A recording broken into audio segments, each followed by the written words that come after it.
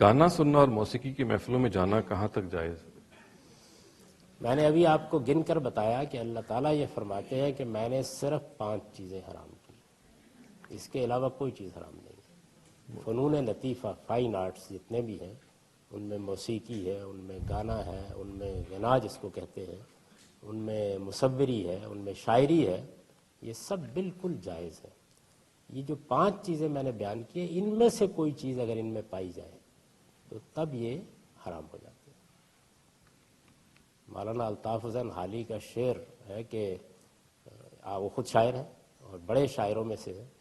تو انہوں نے کہا کہ گناہ گار وہاں، یعنی اللہ کے ہاں گناہ گار وہاں چھوٹ جائیں گے سارے، جہنم کو بھر دیں گے شاعر ہمارے۔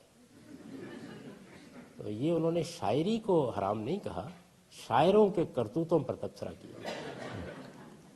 اس وجہ سے اگر موسیقی میں، غنا میں، مصوری میں کوئی چیز ایسی ہے جس میں شرک پایا جاتا ہے، جو بدکاری پر اکساتی ہے، جس میں کسی حق تلفی کی تبلیغ کی جاتی ہے،